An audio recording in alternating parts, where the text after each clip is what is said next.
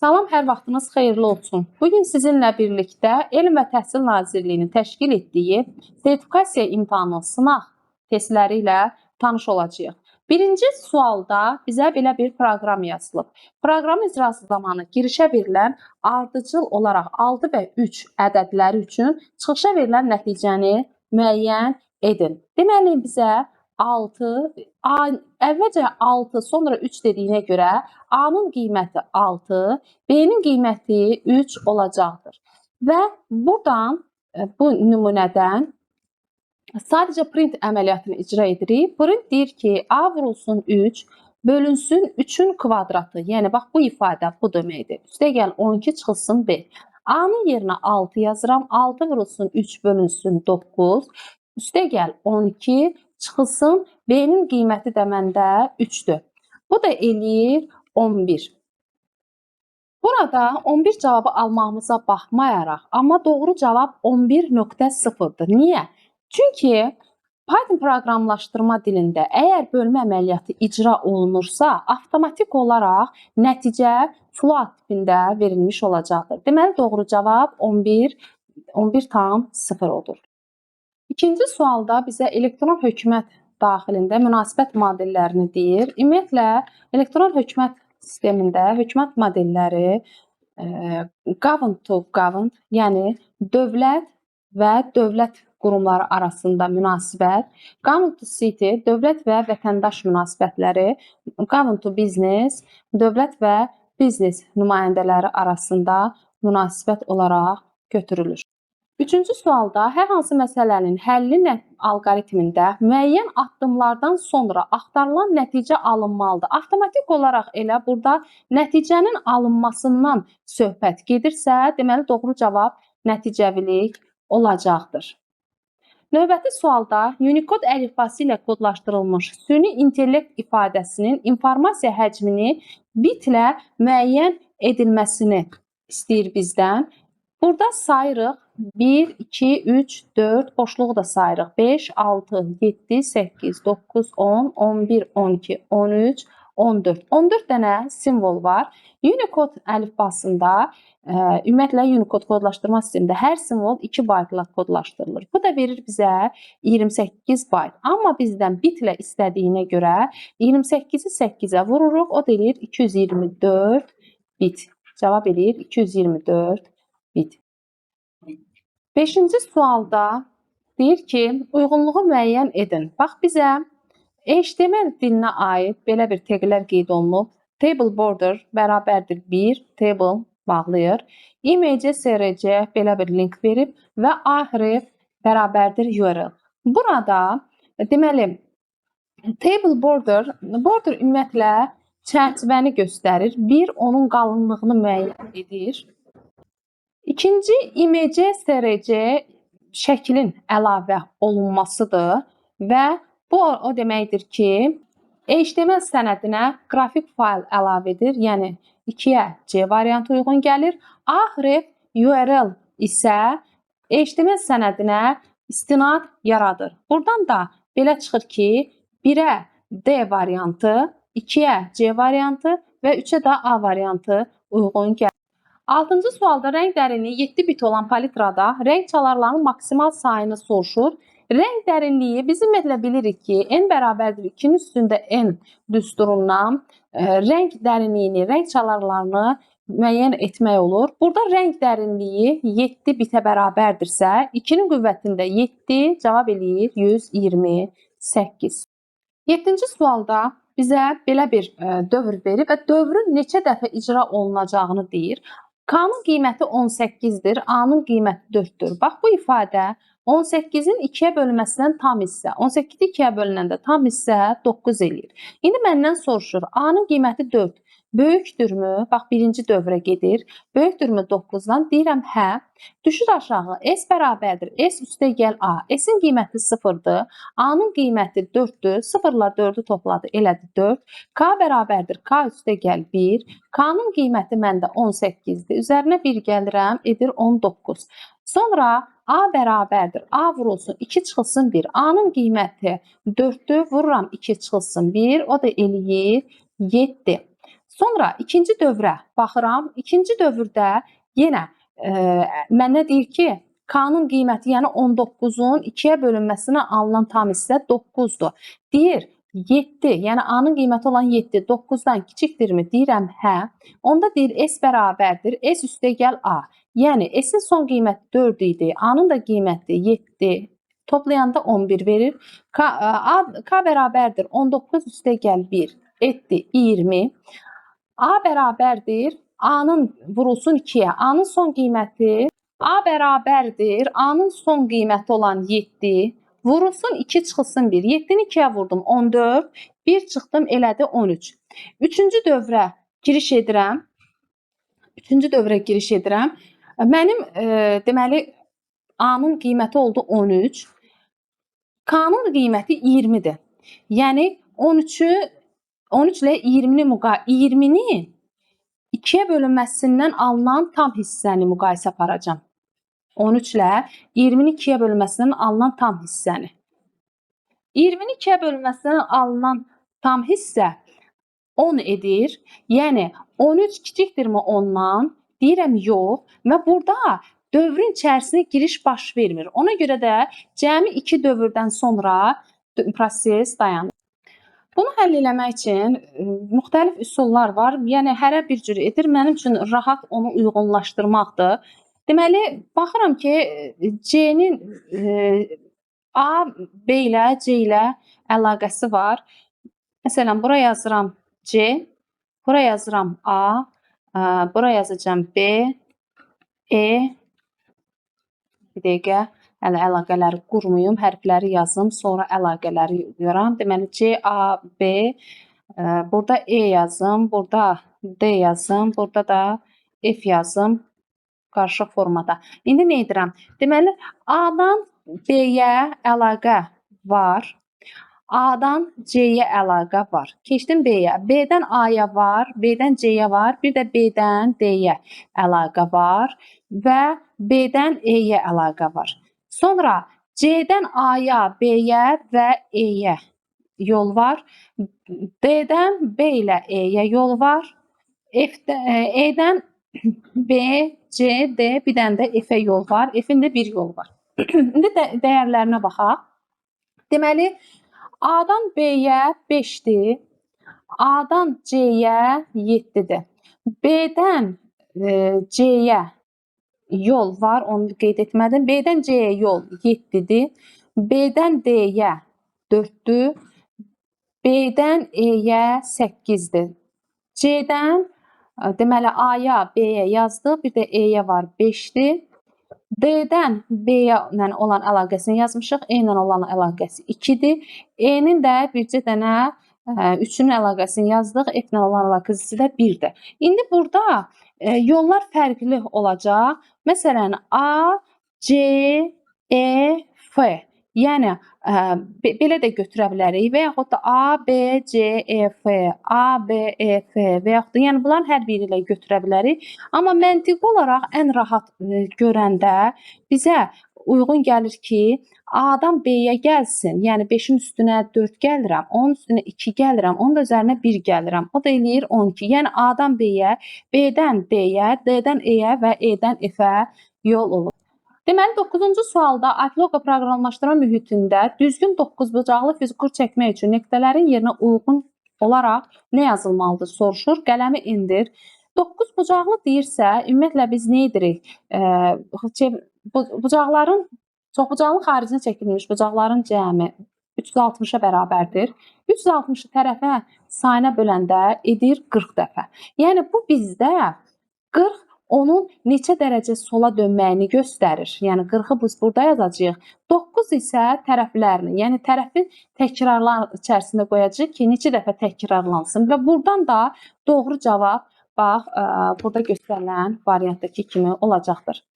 10-cu suala baxaq. 10-cu sualda bizə bir siyahı verib, A siyahısı verib, dəyərləri, elementləri 12, 7, 5, 91 və 44-dən ibarətdir.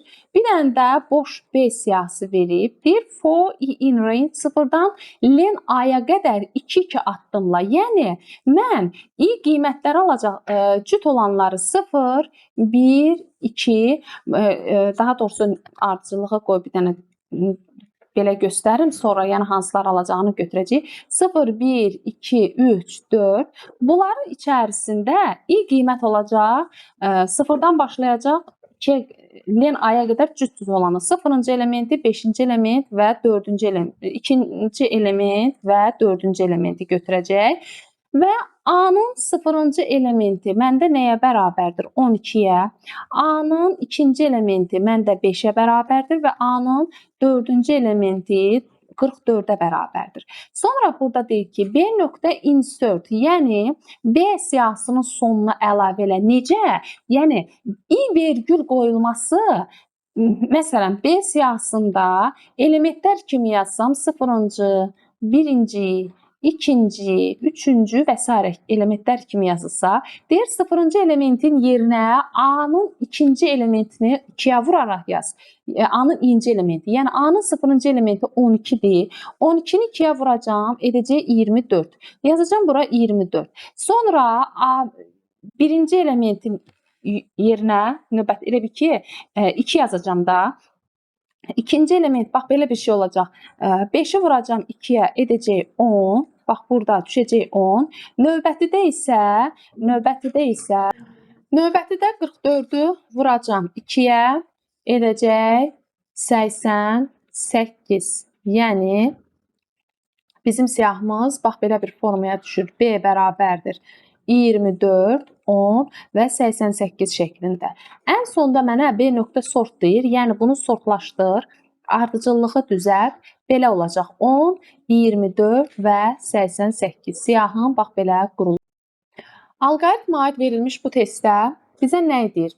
Deyir ki, 1-in kvadratı, 2-nin kvadratı, 3-ün kvadratı və s. 30-un kvadratı cəminin hesablanması üçün verilmiş blok sxemdə işarələrin yerinə uyğun olaraq yazılacaq ifadələri müəyyən edin. Baxın, mənə şərtdə 30-dan kiçik deyir. 30-dan kiçik o deməkdir ki, yəni bax burada birincidə deyil, ikinci əməldə, yəni sonda n-in qiyməti 1 vahid artıb sona davam edəcək. Burada da ola bilər. Yəni belə deyək də, n-in sonuncu qiyməti, məsələn, n 29-dursa, üzərinə 1 gəlib 30 edib, 30-30-dan kiçikdir, deyir yox. Yəni bax belə bir, ya burada, ya burada. İkisindən birində də, yəni burada da yazmaq olar. Bax belə formada düşəcək.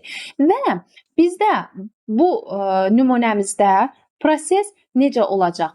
Əsas etibarilə mən düsturuma baxıram ki, mənə nə yazılıb? 1-in kvadratı, 2-nin kvadratı, 3-ün kvadratı və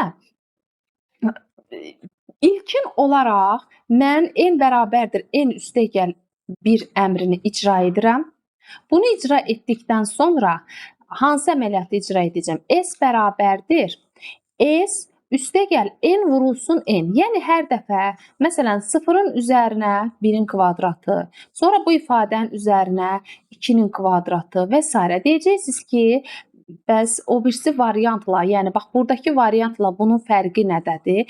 Bu variantda tərsinə düzəcək. Məsələn, mən 3 dənəsini demişəmsə, bax belə olacaq. 3-ün kvadratı, 2-nin kvadratı və 1-in kvadratı. Bax bu formada gələcək. Ona görə də doğru cavab A variantı olmuş olur. Baxın, bizə belə bir formada Excel nümunəsi verib və deyir ki, E2 xanasına yazılacaq düsturu edin. Baxıram ki, endirim faizi hər birində dəyişilib. Endirim faizi dəyişilibsə, deməli burada mütləq ünvan yoxdur. Hamısı nisbi ünvanla həyata keçiriləcək. Və məsələn, adi riyaziyyatda deyirik ki, 1230, tutaq ki, qarşısındakı ilə ölçürəm, 1230 100%dirsə, endirim məbləğini 10% ilə göstərib. Endirim məbləği x-dır. X də bərabər olacaq 10 vurulsun 1230-a bölünsün 100-ə. Burada 10 bizdə hansı xananı bildirir? 10 D2 xanasını bildirir. 1230 C2 xanasını bildirir. Bölünsün 100-ə. Deməli, doğru cavab olacaq, bax, bu variant. Növbəti suala baxırıq. İnformasiyanın uyğunluğu müəyyənləşdirməyimizi istəyir. İnformasiyanın xassələri. İnformasiyanın xassəsi dedikdə, informasiya tam olmalıdır, informasiya aktual olmalıdır, növlərinə aiddir taktil informasiya və dad informasiya və informasiyanın proseslərinə isə informasiyanın emalını götürəcəyik. Deməli, burada 1-ə BD, 2-yə AC, 3-ə də E variantı uyğun gələcəkdir. Davam edirik. Növbəti testimizdə yenə də bir proqram verib bizə. Belə bir ədəd verir və həmin ədədi daxil edəndə input yazıbsa, bu onu sadəcə olaraq sətr tipində başa düşür. Və split dırnaq içərisində bir o deməkdir ki, həmin bunu sətr olaraq qəbul et. Qəbul edəndən sonra harda bir gördün, həmin o birdən ayır, onu siyahı şəklində yaz. Yəni S bərabərdir. Siyahım olacaq 20, 2-ni görür, 3-ü görür, 1-i çatanda saxlayır. 4-ü götürür, 4-ü götürəndən sonra 1-i çatdı, gördü, saxlayır. Daha sonra burada 52 var, 52-ni qeyd edir. 52-dən sonra 33-ü və 98-i götürür, siyahının içərisinə sətr tipində qeyd eləmiş olur. Bundan sonra həmin bu siyahın elementlərini, bax bu ifadədə siyahın elementlərini içərisindən bu ifadə cüt olanları göstərir. Yəni əvvəlcə deyir int i tam tipə çevir, yəni ədədə çevir. Sonra onların içərisində cüt olanları götür. Cüt olanlar burada 4-dür, 52-dir və 98-dir.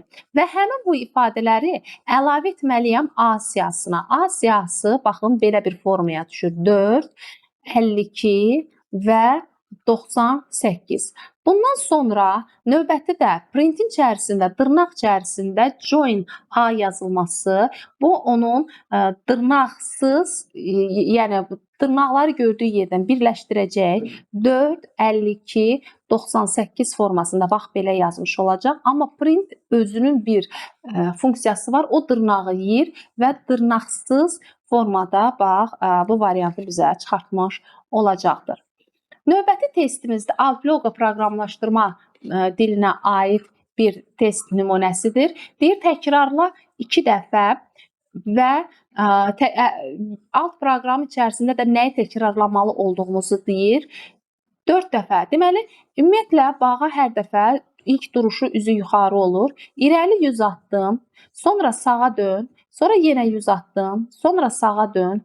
Hər dəfə də 90 dərəcə dönməyimi istəyir. Sonra 100 addım, yenə sağa dön və 100 addım. Gəlir, çıxır bura. Bax, üzü bu tərəfə durur. Və bu tərəfə durandan sonra, üzün çevirəndən sonra, bax, indi burada üzü ki bayana deyil, indi 45 dərəcə, bax, 45 dərəcə dönür. 45 dərəcə dönür mənim bağam. 45 dərəcə dönəndən sonra təkrar bir dənə də elə bir ki, bax, belə durur da, üzü bu tərəfə durur. 45 dərəcə dönəndən sonra təkrar bir dənə də kvadrat çəkir. Ona görə də, bax, bu formaya gəlib düşmüş olur. Bax, B variantındakı kimi formaya gəlib düşmüş olacaqdır. Belə bir bizə qraf verilib, deyir ki, A təpəsinə, G təpəsinə keçən müxtəlif yolların sayını müəyyən edin. Burada biraz yaxınlaşdıraq. Deməli, mən baxıram ki, A-dan B-yə bir yol var. A-dan C-yə bir yol gəlir. A-dan da F-ə bir yol gəlir. B-yə bir yol gəlibsə, bir yol gedəcək. C-yə bir yol gəlibsə, bir yol gedəcək. D-yə bir yol gəlib, bir yol gedir. 1 ilə 1-i topladım 2. E-yə 2 yol gəlir. C-dən isə C-nin özündən də bax burada bir yol çıxırdı. 2 və F-ə 2 yol gəlirsə, 2 yol da çıxır. 2 üstə gəl. 2 üstə gəl. 1, o da edir 5. Növbəti suala baxaq. Deməli, bizə qrafik informasiyanın həcmi ilə bağlı belə bir məsələ verir. Deyir ki, həcmi, deməli, rəng çalarlarının maksimal sayını soruşur bizdən. Həcm bərabərdir. Həcm nə qədərdir? 256 kilobayt bərabərdir. 512 vurulsun. 512 vurulsun n bitə. Yəni bizim düsturumuz ümumiyyətlə həcm bərabərdir. Qrafik piksellərin sayı, yəni A vurulsun B vurulsun n bitə bərabərdir. Bu düsturdan yerinə qoyaraq n biti tapacağıq. Yəni 256 vurulsun 1024 kilobaytdan bayta çevirirəm. Baytdan da bitə çevirmək üçün 8 bitə vuracam, bölürəm. 512 vurulsun 512-yə. Buradan da ixtisar gedəndə cavab edir 8 bit. Məndən isə rəng çalarlarının maksimal sayı, yəni böyük N soruşur. Böyük N-də 2-nin üstündə 8, yəni 256-ya bərabər olacaqdır.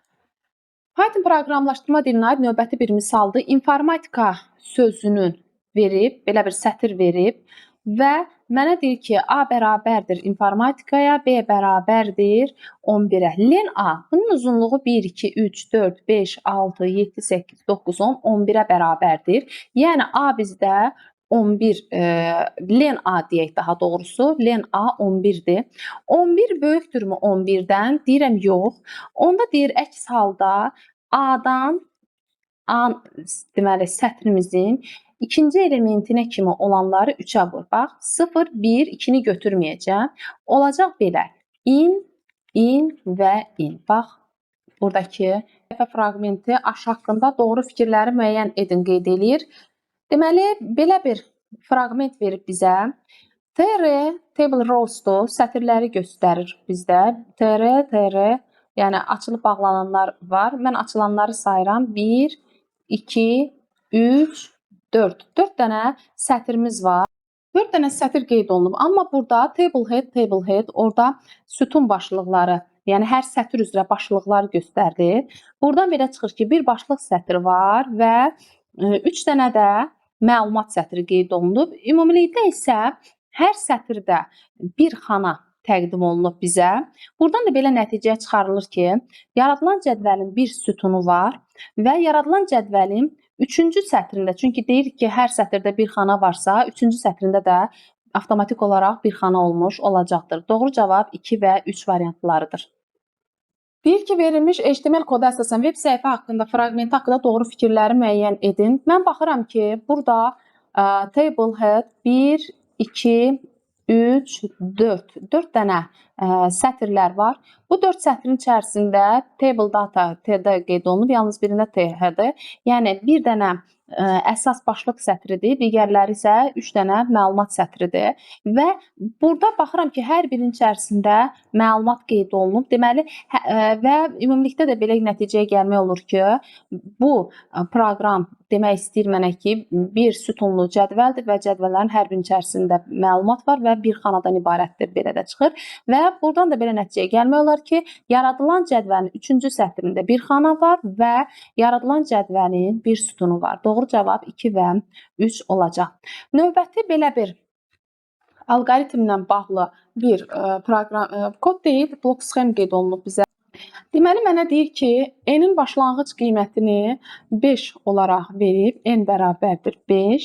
D-nin başlanğıc qiymətini 1 verib. Deyir ki, n böyükdürmü D-dən, yəni 5 böyükdürmü 1-dən? Deyirəm, hə. Deyir, onda neydə? N bərabərdir n-1. Yəni, n bərabərdir 5 çıxılsın 1, edəcək 4. Bu, mənim birinci dövrümdür. D bərabərdir D üstəgəl 1, yəni 1 üstəgəl 1 edəcək 2. Sonra ikinciyə baxıram. N-in qiyməti 4-dür, D-nin qiyməti 2-dir. 4 böyükdür 2-dən, deyirəm, hə. N bərabərdir n çıxılsın 1, yəni 4 çıxılsın 1, etdi 3. D bərabərdir D üstəgəl 1, 2 üstəgəl 1, etdi 3. İndi mənə deyir ki, 3 3-dən böyükdür, deyirəm, yox. Üçüncü dövrə burada getmirəm, çıxıram dövrdən və n bərabərdir n üstəgəl 2 əməliyyatını icra edəcəm. 4 üstəgəl 2 edir mənə 6. D də bərabərdir D çıxılsın 1-ə. Yəni D-nin qiyməti məndə 3 idi, çıxıram 1-in edir 2. Və sonda da bunların ikisinin cəmini soruşur. Yəni 6, daha doğrusu üzr istəyirəm. Burada n-in qiyməti 3 idi. 3 vermişdi mənə. Mən sonuncu qiyməti. 3 üstəgəl 2 edir məndə 5. Və 5 ilə də 2-ni toplayıram, cavab edir 7.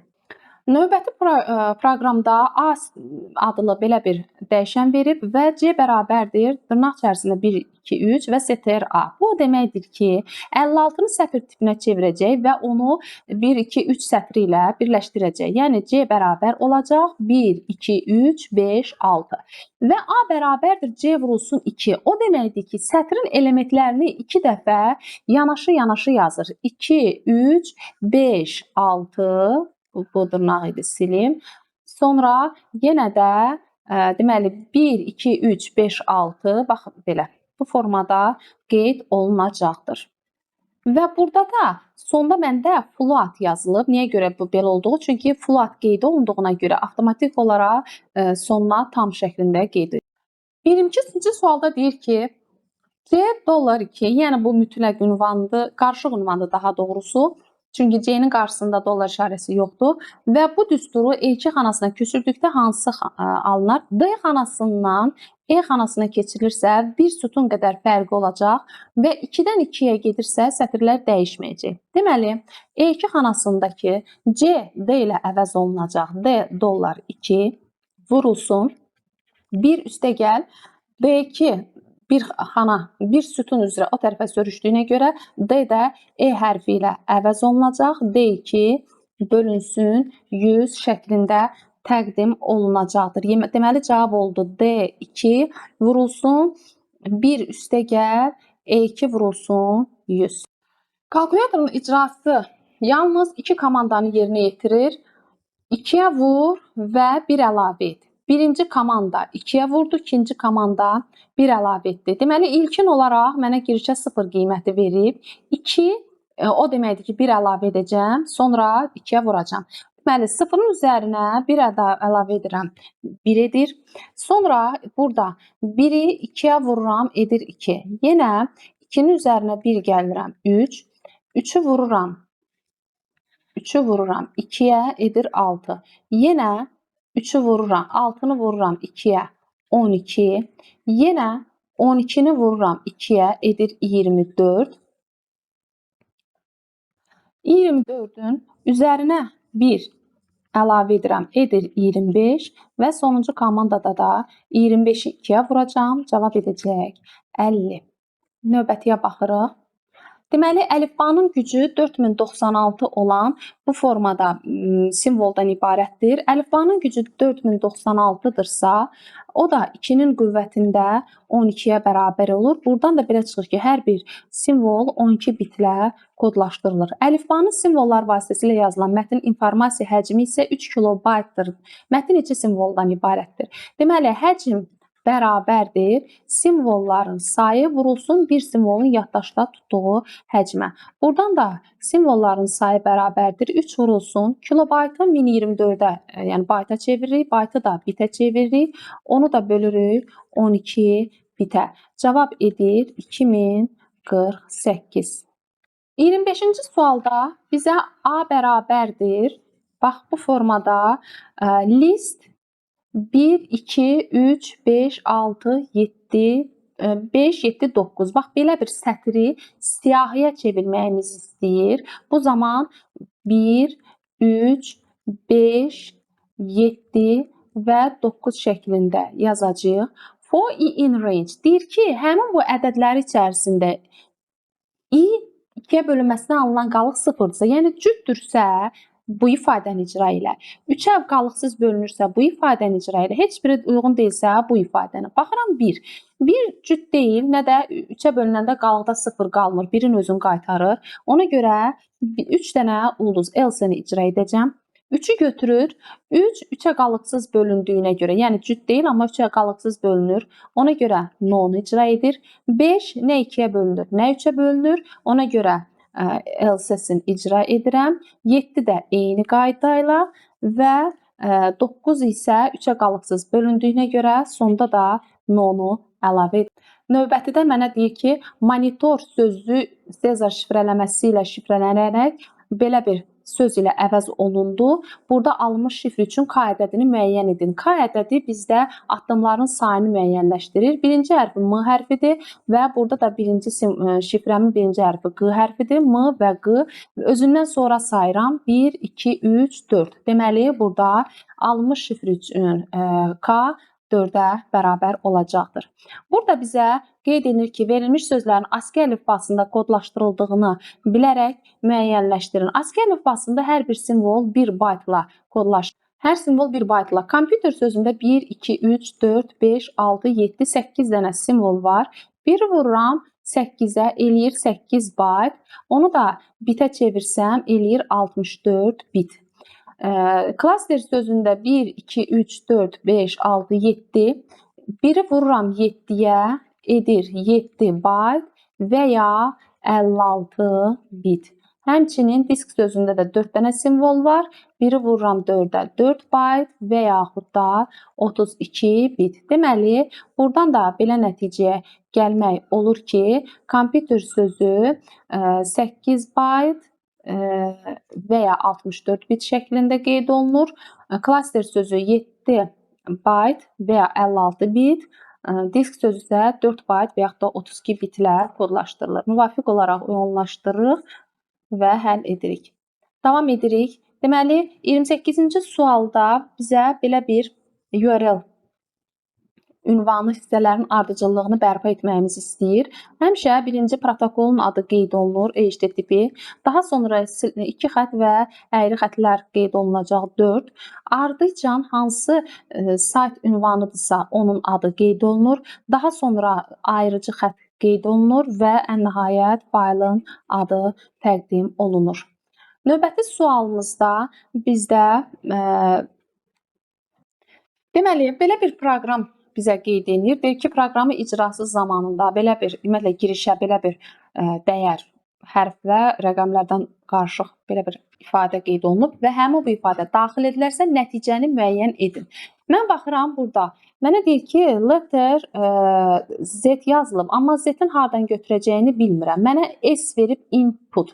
Yəni bu S-in dəyəridir. Bax, burada təqdim olunan ifadə S-in dəyəridir. Bir dənə də boş Y adlı sətr verib. Nə edəcək?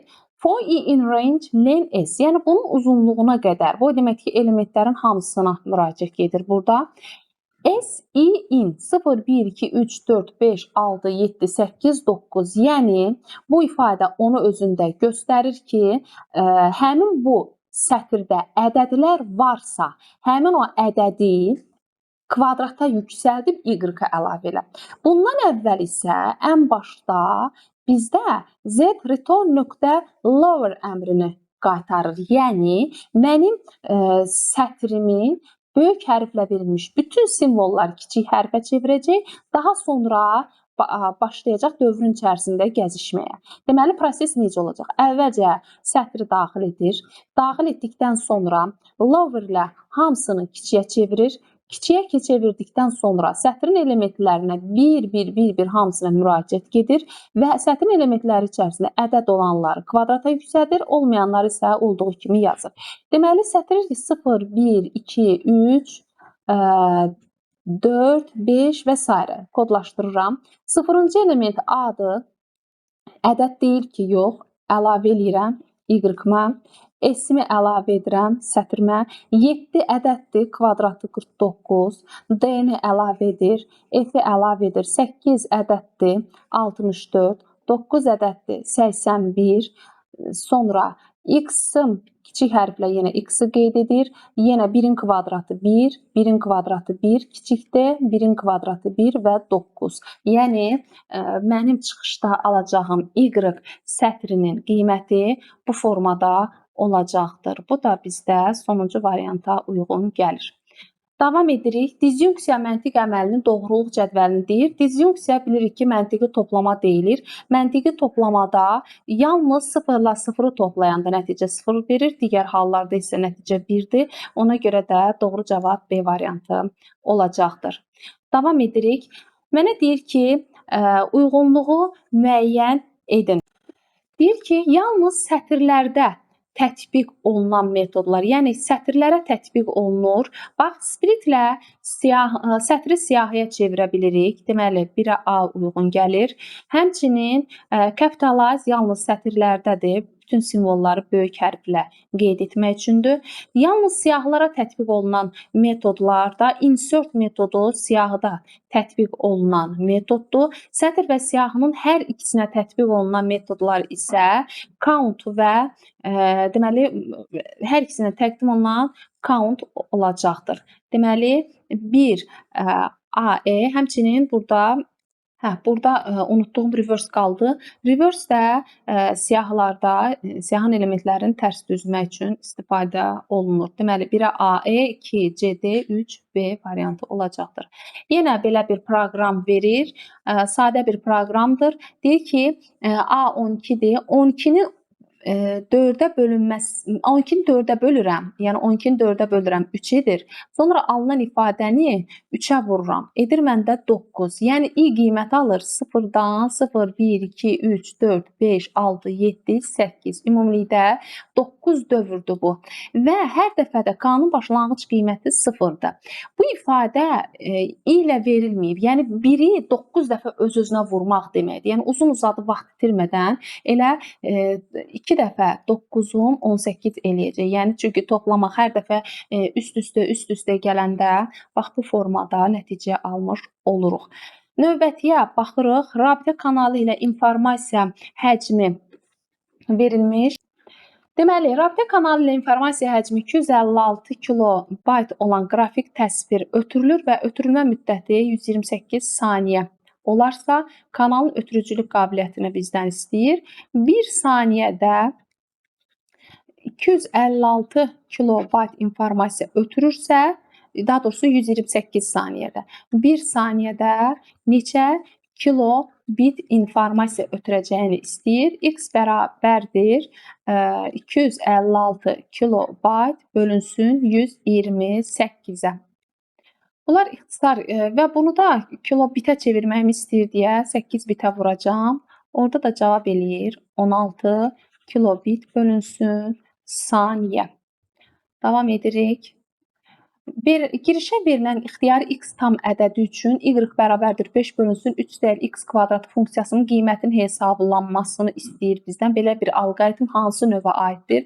Əgərləri bizdə burada 3 qiyməti verilməsəydi, bu olacaqdı budaqlanan alqoritm. Çünki kök altında 0 olması ehtimalı olsaydı bu xəta verərdi. Ona görə də 3-ün burada var olması sadəcə olaraq xətti alqoritmin göstəricisidir. Növbətidə cədvəldə faylların adları və onların informasiya həcmləri verilmişdir. Bu faylların 4 kilobaytlıq klasterlərə malik diskdə saxlandığını nəzərə alaraq bütün video faylların diskdəki həcmini müəyyənləşdirin. Deməli, AVI bizdə video faylıdır, WAV MP3-dür. Üzr istəyirəm, musiqi faylıdır, BMP qrafik faylıdır, FLV video faylıdır və XLS elektron cədvəl, yəni Excel faylının fayl genişlənməsidir. Bizdə nə edirəm? Mənə deyir ki, 4 kilobaytlıq klasterlər şəklində təqdim olunur.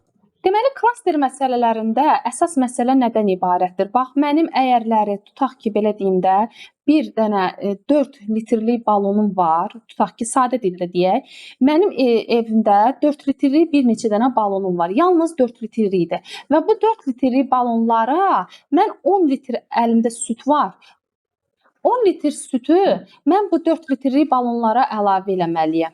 Yəni, bu deməkdir ki, mən onu 4-ə böləndə neçə eləyir? 2 tam, yəni bunun qalığı da var, elə deyilmi? 2 tam, məsələn, onda 2,5 edir. Amma bu tam verilməsi əlavə olaraq, yəni bu yerdə qalan, belə deyim də, yarım litri mən çölə atmayacam ki, daha doğrusu 2 litr qalır da. Ondan 8-in çıxanda 2 litr yerdə qalır. O 2 litri atmayacam ki, o 2 litrdən ötürü də məcburam bir dənə yer məşğul olayım. 4 litrlik balon götürəm. Hansı ki 2 litrini tutacaq, 2 litri qalacaq. Bax, eyni funksiyadır. Mənim 129 kilobaytlıq həcm faylim var. Həmin faylı 129-u 4-ə bölürəm. Deməli 32 çıxıram 128-in qalır 1. Bax 1 dənə. Elə bil ki 1 kilobaytım qalır da. 32-ci tam 32 dəfə 4 kilobaytlar düzülür. Yerdə 1 kilobaytım qalır. 4-dən 1-in çıxanda edir 3 kilobayt. Elə deyilmi? Eləcə də digərində də 197-ni təzədən bölürəm 4-ə, verir mənə deməli 49 dəfə çıxanda eləyir 196, qalır 1. Yenə də bax 1 kilobaytım qalır. Bax 1 kilobayt burada qalır. 4-dən 1-in çıxıram, edir 3. 3 kilobayt. İndi bu deyəcəksiniz ki, bu 3 kilobayt, 3 kilobayt mənim nə işimə yarayacaq? Niyə 3 kilobayt? Bax, 129-un dəqiq var, amma bayaq dediyim nümunəyə görə də 3 kilobaytı üzərinə gələcəm. 129 kilobaytın üzərinə 3 kilobayt. Həmçinin, çünki ümumi cəm istəyir.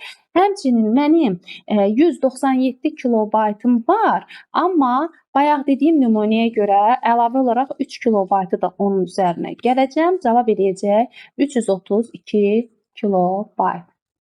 Deməli, say sistemlərinə aid bir nümunəmiz var.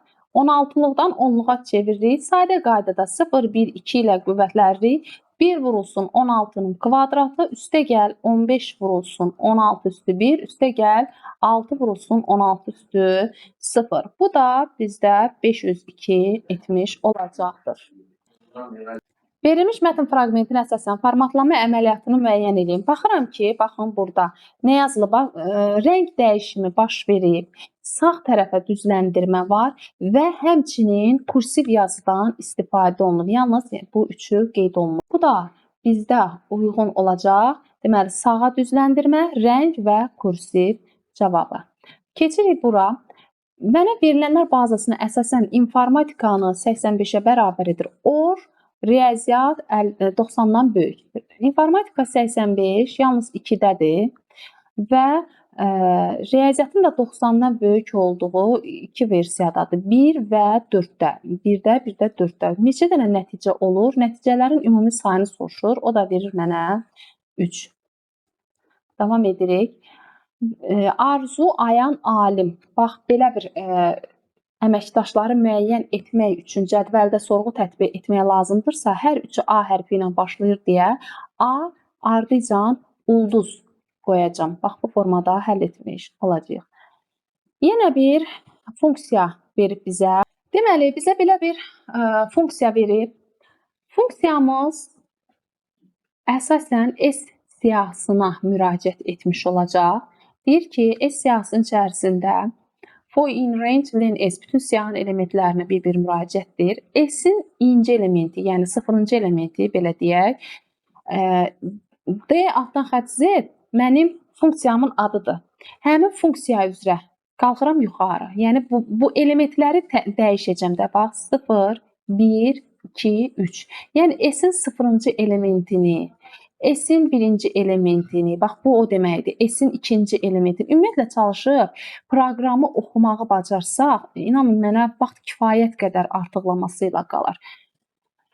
S-in 0-cı elementini götürəcəm və onu mənə deyir ki, list mötərizədə str A. Yəni onu siyahının içərisində, dırnaq içərisində sətr kimi qeyd edirəm. Bax 1, 2, 0, 4, 0. Bax bu formada yaz. Bax bu mənə onu deyir. Və həmin o elementdə T-ni bərabər elə sıfırların sayı. Burada T-də sıfırların sayı neçədir? 2-dir. 2 böyükdür sıfırdan. Deyirəm hə. Deyir onda remove 0. İlk rast gəlinən sıfırı sil. Bax ilk rast gəlinən sıfırı sildim. Sıfırıncı elementim olur belə 1, 2, 4, 0. Bax, bu formada. Sonra birinci elementi, hansıdır birinci elementi? Məndə 10-dur, elə deyilmi? İlk, bax, eyni qayda ilə 0 var, var. Sayı 1 dənədir. 0-dan böyükdürmü? Deyir, hə. İlk rast gəlinən 0-ı sil. 1 qalacaq. Bir növbəti də, məsələn, 6007-dir. Eləmi? Sıfırların sayı 2 dənədir, yəni T sıfırdan böyükdür. İlk rast gəlinən sıfırı siləcək, olacaq 607. Bir növbəti də, məndə nə yazılıb? 230 yazılıb, eləmi? 230 Burada nömrələnməni ardıcılığı qeyd etməmişəm. 230 bu birinci elementdir. Bu ikinci, 3, 4 və 5 belə. Yenə ilk rast gəlinən. Ümumiyyətlə burada siyahının elementləri içərisindən ilk rast gəlinən elementləri nə edəcək? İlk rast gələn elementlərin sıfırını, ilk rast gələn sıfır elementini siləcək və siyahı da ən sonda print S deməyi onu dırnaqların yeyir və bax bu formada belə bir siyahı deməli olur.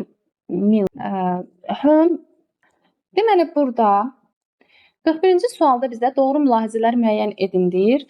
Home end xidməti klavişlərdir. Xeyr, kursoru idarə edən klavişlərdir. F1, F12 funksiyalan klavişlərdir. Bəli. Backspace kursordan sağda olan simvolları silmək üçündür. Xeyr, backspace simvolda kursordan solda olan elementləri silir. Page down, page up kursoru idarə edən klavişlərdir və delete kursordan sağda olan simvolu silmək üçün klavişlərdir. Davam edirik. Alqoritm icrasından sonra Y dəyişən hansı qiyməti alacağını deyir. X bərabərdir 13, Y bərabərdir 42, C bərabərdir X, X bərabərdir Y bölünsün 2, yəni 42 bölünsün 2 edir 21. Deməli, sonda da Y bərabərdir C çıxılsın Y üstəl X icra edirəm. X-in qiyməti yuxarıda 13 idisə, C-nin də qiyməti 13 olacaq. Olur 13 çıxılsın, Y-in qiyməti olan 42, üstə gəl 21. Cavab da edir -8. Deməli, bizə belə bir elektron cədvəl fraqmenti verilib və B1 xanasında hansı müsbət tam ədədin yazılmasını soruşur ki, A2, C2 diapazonuna əsasən bu diaqramın nəticəsi müvafiq alınsın. Deməli, baxıram ki, 43% qeyd olunub. Yəni, burada xanaların ikisi bir-birinə bərabərdir. Əvvəlcə A2 xanasının qiymətini tapıram. C1-in qiyməti 6-dır. Çıxılsın 3, verdi mənə 3-ə. Deməli, burada A-nı tapdıqdan sonra mən bu məntiqi mülahizəyə görə A1 üstəgəl B2 çıxılsın 1. Yəni, B2-nin qiymətinin də üzərinə gəlib, çıxıb 1-i. Gəlin baxaq. Elə bir ki, 3 A1-in qiymətidir. Üstə gəlirəm.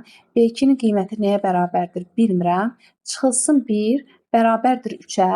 Buradan B2 bərabərdir 3, çıxılsın 2, edir 1. Gətirib düsturda yerinə qoysam, 1 bərabərdir B1 çıxılsın A1 bölünsün 2-yə. Yəni, o da həll eləyəndə 2 bərabərdir B1 çıxılsın 3-ə, B1 də bərabərdir 5 olacaqdır. Növbətiyə baxaq. Belə bir hesab nümunəsi verir. Bunu ən sadə, yəni o qədər də çətin bir proses deyil. Sadəcə olaraq deməli, biz burada sadə olaraq həll yolunu deyirəm. Yəni, 4 megabaytdır. Megabaytı bayta çevirirəm. Yəni, 4 vurulsun 1024 vurulsun 1024. Üzərinə gəlirəm 25-i. 25 baytı. Bax, bu yəni birinci ifadəmdir. Eləmi? Bunları hər ikisini bayta çevirdim. Üstə gəl, 512 kilobaytı bayta çevirəcəm. Onu da üzərinə gələcəm 35 baytı. Çıxılsın 640 biti də 8-ə böləndə eləyir 60 bayta. Yəni, bunları da adi kalkulyatorla da elə icazə verirlər, sağ olsunlar, imtahanda vurub, çıxıb, toplayıb bölsək, cavab 4608 etmiş olacaqdır. İnformasiya xassələrini, deməli, informasiyanın xassələrinə aktuallıq, obyektivlik və etibarlıqdır. Qalan diskretlik, kütləvilik və müəyyənlik isə alqoritmin xassələridir. Axtarış sisteminə tətbiq edilən sorğu nəticəsində veb səhifələrin sayını soruşursa, baxın, or ifadəsi toplamağı bildirir, and isə məhdudlaşdıracaq. Ona görə də birinci ən böyükdür, ondan sonra ikinci və üçüncü gələcəkdir. 47-ci suala baxsaq, girişə belə bir mənfi ədəd verib. ABS həmin mənfi ədədi tam ədədə çevirir, yəni müsbət ədədə çevirəcəkdir.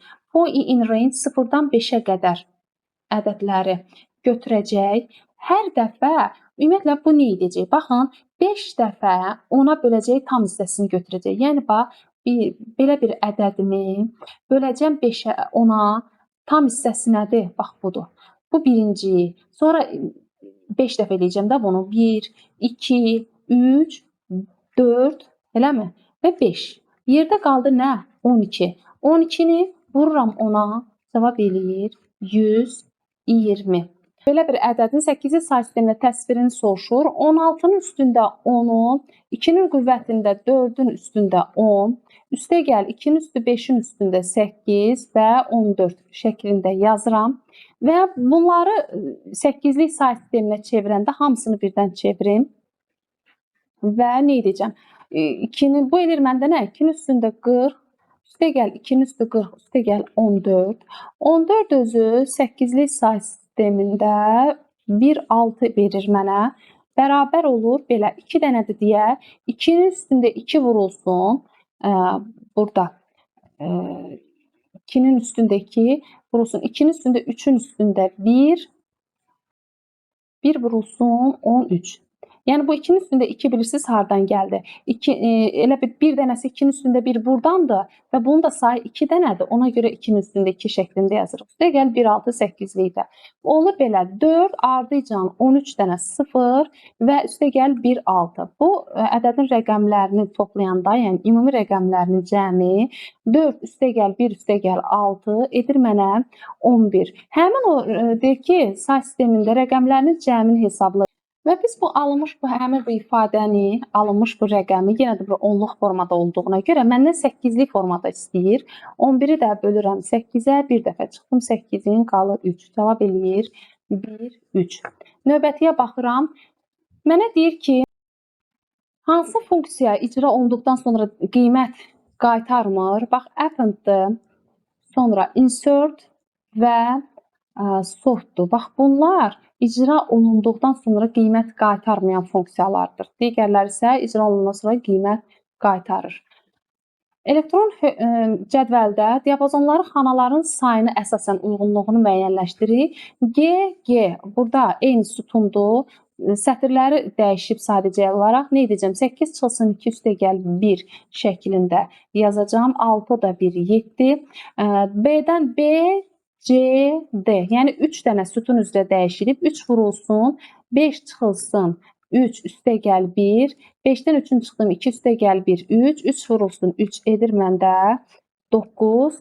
Və A1-dən C-yə kimi A, B, C yenə 3 sütunda davam edib. 8 çıxılsın 1 üstəgəl 1. O da edir 24. Və nəhayət bununla da 50-ci sual idi. Əsas imtahanda hər birinizə uğurlar arzulayıram. İnşallah ki, ürəyiniz istədiyi kimi yüksək ballara, yüksək nəticələrə gəlib çıxarsınız.